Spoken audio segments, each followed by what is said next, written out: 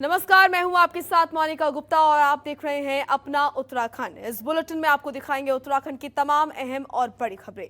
आज शारदीय नवरात्र की नवमी है। हिंदू पंचांग में शारदीय नवरात्र में महानवमी व्रत का विशेष महत्व है। महानवमी के दिन मां दुर्गा के मां सिद्धिदात्री के स्वरूप की पूजा होती है।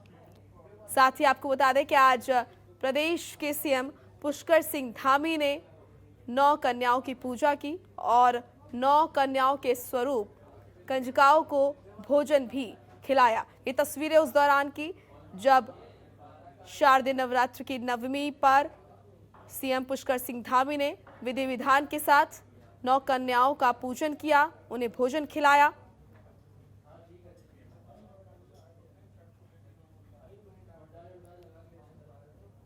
तो सीएम धामी ने विधि विधान के साथ पूजा अर्चना की और देवी के प्रतीक 9 कन्याओं को भोजन खिलाया।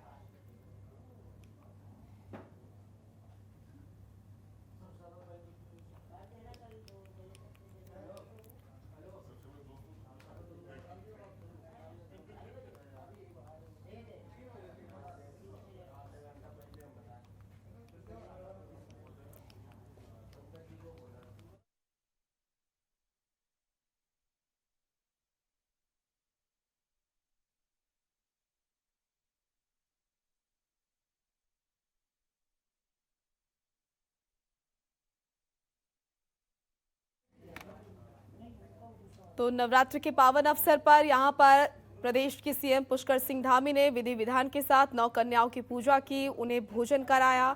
और ये तस्वीरें उस दौरान की जब अपने आवास पर सीएम पुष्कर सिंह धामी ने 9 कन्याओं को भोज कराया। हरिद्वार के दिव्य योग मंदिर में नवमी के मौके पर स्वामी रामदेव और आचार्य बालकृष्ण ने कन्या पूजन किया। आपको बता दें कि 9 दिनों तक चले वैदिक अनुष्ठान के समापन पर विधि विधान से यज्ञ और कन्या पूजन किया गया। इस दौरान स्वामी रामदेव और साथ ही साथ आचार्य बालकृष्ण ने कन्याओं को भोजन कराया और आशीर्वाद लिया।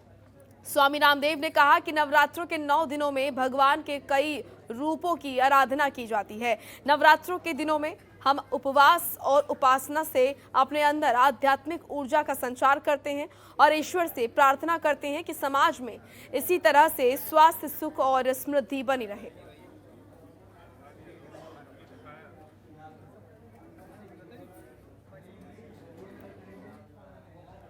और जहां हम हैं आज, यहाँ से हमने 28 साल पहले अपनी यात्रा शुरू की थी। जो पीछे आप छोटा सा मकान देख रहे हैं, जहाँ पर 20-25 लोग रहा करते थे और अभावों और संघर्षों, चुनौतियों के बीच में एक एक तिनका जोड़ करके, कण-कण जोड़ करके योग, आयुर्वेद, स्वदेशी और संस्कृति का दुनिया का ये सबसे बड़ा एक प्रेरक संस्थान, एक आदर्श संस्थान पतंजलि योगपीठ के रूप में खड़ा हुआ है। इसके लिए हम संपूर्ण राष्ट्र के प्रति कृतज्ञ हैं। भारतीय हिंदू सनातन वैदिक परंपरा में नवरात्रों की बहुत महत्ता है। कल विजयदशमी है। नवरात्रों में शक्ति के रूप में हम देवी के रूप में परमात्मा को स्मरण करते हैं, उपासना करते हैं। हमने भी यज्ञ अनुष्ठान करके 9 दिन तक गायत्री पुरस्करण किया। तो वहीं गुवाहाटी में अपने कर्तव्यों का निर्वहन करते समय शहीद हुए हरिद्वार के जवान सोनित कुमार सैनी का पार्थिव शव उनके आवास पहुंचा, जहां मुख्यमंत्री पुष्कर सिंह धामी ने शहीद के पार्थिव शरीर पर पुष्प चक्र अर्पित कर श्रद्धांजलि दी। वहीं मुख्यमंत्री ने दिवंगत के आत्मा की शांति की कामना ईश्वर से की। साथ ही मुख्यमंत्री ने कहा कि शहीद के परिजनों को राज्य सरकार की तरफ से हर संभव मदद दी जाएगी। कैबिनेट मंत्री स्वामी यतीश्वरानंद, विधायक प्रदीप बत्रा और सुरेश राठौर ने भी शहीद जवान को श्रद्धांजलि अर्पित की।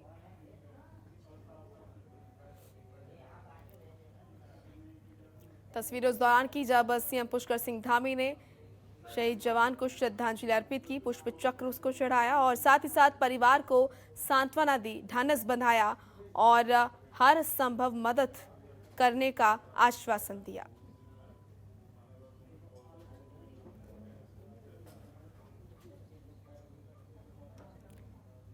तो शहीद जवान को श्रद्धांजलि देने रुड़की पहुंचे सीएम पुष्कर सिंह धामी परिवार को ढांढस बंधाते हुए नजर आ रहे हैं और साथ ही साथ सीएम पुष्कर सिंह धामी ने यह भी कहा कि शहीद के परिवार को हर संभव मदद दी जाएगी।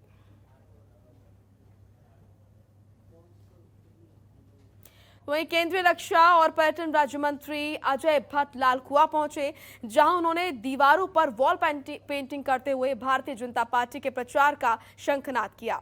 इस दौरान बीजेपी के कार्यकर्ताओं ने यहां पर गुलदस्ता देकर केंद्रीय मंत्री का स्वागत किया और केंद्रीय मंत्री अजय भट्ट ने कार्यकर्ताओं के साथ संवाद स्थापित करते हुए विधानसभा चुनाव के लिए कार्यकर्ताओं में जोश भरते हुए जीत के टिप्स भी दिए। कार्यकर्ताओं में जोश भरते हुए जीत का मंत्र दिया। लालकुआं पहुंचे केंद्रीय मंत्री अजय भट्ट।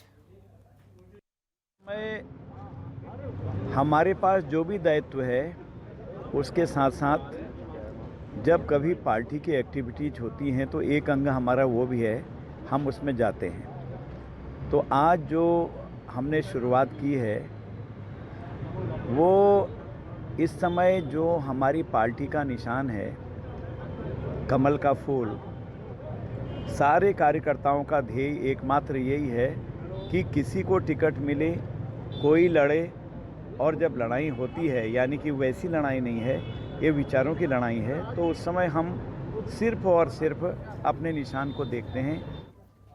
तो वहीं पौड़ी में प्रसिद्ध शक्तिपीठ महाकालिंका मंदिर के नवनिर्मित मंदिर का उद्घाटन किया गया। इस दौरान संस्कृति मंत्री सतपाल महाराज ने सभा को संबोधित करते हुए कई बड़ी घोषणाएं की और कहा कि संस्कृति विभाग उत्तराखंड के लोक कलाकारों को चयनित कर उनको पहचान पत्र जारी करेगा। ये पहचान पत्र लोक कलाकारों को सभी प्रकार की सुविधाएं दिलाने में कारगर होगा।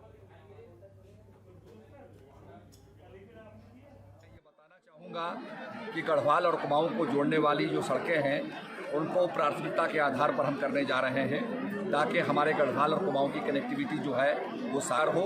इसके साथ साथ विकास के बहुत से काम जो पानी की पेयजल योजनाएं हैं उनको हम साकार कर रहे हैं। कई छोटी बड़ी सड़कों को हमने स्वीकृति प्रदान की है और इस क्षेत्र के अंदर इसको पर्यटन के मानचित्र पे हम लाए हैं। कालिंगा मंदिर को हमने शैव सर्किट के अंदर डाला है। इसके साथ साथ हमने कई स्थानों को यहाँ पर जो है उनको विकसित करने का, TRH बनाने का, शौचालय बनाने के हमने बहुत से यहाँ पर प्रोजेक्ट चालू किए हुए हैं। मैं यही कहना चाहूँगा कि हम सब धामी जी के नेतृत्व में आगे बढ़ रहे हैं और हमारी सरकार जो है निश्चित रूप में रोज़गार उत्पन्न कर रही है और जो लोगों के पास अनुभव नहीं है उनको भी 50 लाख के छोटे ठेके करने का जो है अवसर प्रदान कर रही है। तो वहीं चारधाम यात्रा के प्रवेश द्वार तीर्थ नगरी ऋषिकेश के श्यामपुर क्षेत्र में गढ़वाल का पहला CNG पंप खुल गया है, जिनका उद्घाटन वन और पर्यावरण मंत्री डॉक्टर हरक सिंह रावत ने किया। CNG पेट्रोल पंप के खुलने से संचालकों को लाभ मिलने की उम्मीद है। आपको बता दें कि CNG से संचालित वाहनों के चालक CNG भरवाने के लिए वाहनों को हरिद्वार और देहरादून ले जाया करते थे, लेकिन अब ऋषिकेश में CNG पंप खुल जाने के बाद समय और रुपए दोनों की बर्बादी से बचत होगी। वहीं CNG के वाहनों के चलने से पर्यावरण संरक्षण में भी मदद मिलेगी। मैं सोचता हूँ कि क्योंकि ऋषिकेश चार धाम का मुख्य पड़ाव है और यहीं से मैं सोचता हूँ कि चार धाम की यात्रा शुरू होती है और ऋषिकेश में इस तरह CNG का पहला पेट्रोल पंप की शुरुआत होना, ये निश्चित रूप से यात्रा के दृष्टिकोण से भी, यात्रियों के दृष्टिकोण से भी और ऋषिकेश के लोगों के लिए भी बहुत फ़ायदा है। और विशेष करके जिस तरह पर्यावरण को सुरक्षित रखने के लिए हमारी जिम्मेदारी है और मुझे खुशी है कि क्योंकि मेरे पास पर्यावरण मंत्रालय भी है और पर्यावरण मंत्री के रूप में जब मैं इस CNG पेट्रोल पंप का शुभारंभ कर रहा हूँ तो ये निश्चित रूप से हमारे लिए। देहरादून में दशहरा पर्व पर होने वाले रावण दहन कार्यक्रम पर पिछले 2 साल से कोरोना काल का असर देखने को मिल रहा है। इस बार भी बन्नू बिरादरी की ओर से सीमित तरीके से रावण का पुतला बनाया जा रहा है और शुक्रवार को दहन किया जाएगा। आपको बता दें कि इस मौके पर बन्नू बिरादरी के अध्यक्ष हरि बर्मानी ने बताया कि पुतला पहले 65 फीट के लगभग होता था और रावण के साथ विभीषण और कुंभकर्ण के भी पुतले परेड ग्राउंड में लगाए जाते थे, लेकिन कोरोना खत्म नहीं होने के चलते इस बार पुतला केवल 40 से 45 फीट का होगा। साथ ही उन्होंने बताया कि इस बार उन्होंने रावण दहन के लिए कोरोना गाइडलाइंस की पूरी तैयारी की है।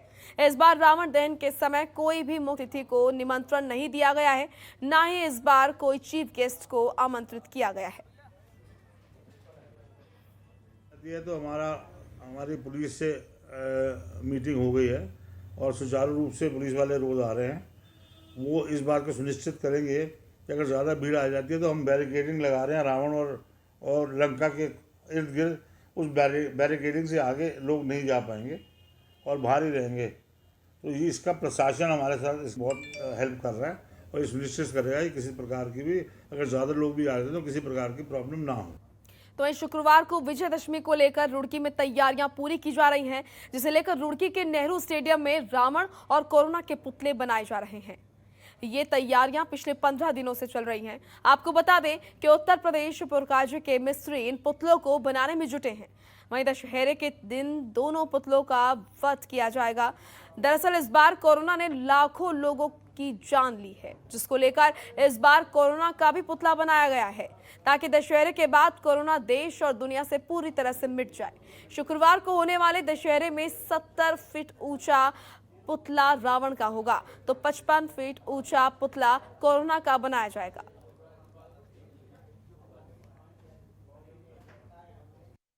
से लगे हुए हैं, जिसमें काम करने के लिए 4-5 बंदे 2 तारीख से लगे हुए हैं और इसमें 15 दिन का टाइम है। 15 दिन में हमने इसको तैयार कर दिया है। कितना इसमें लगभग खर्चा आ जाएगा जी 55-60 हज़ार रुपये के लगभग खर्चा आ जाएगा। कितने फुट के पुतले हैं? ये एक हमारा 55 फुट का है जी और एक 45 फुट का है। उत्तराखंड में जमीनों के भू उपयोग परिवर्तन की दरें कम कर दी गई हैं। इससे जमीनों पर आवास, औद्योगिक और व्यावसायिक प्रतिष्ठान बनाने की राह आसान हो गई है। सचिव शैलेश बगौली ने संशोधित दरों का शासनादेश जारी कर दिया है।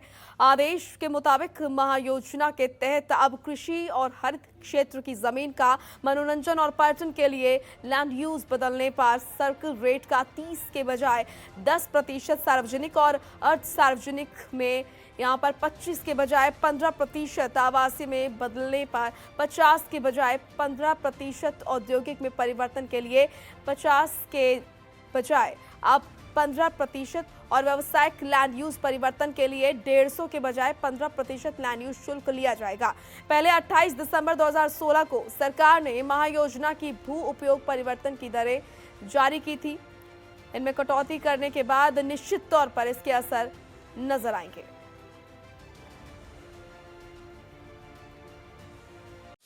खबरों के निष्पक्ष विश्लेषण के लिए सब्सक्राइब करें Jantantra TV and press the bell icon. Never miss any update.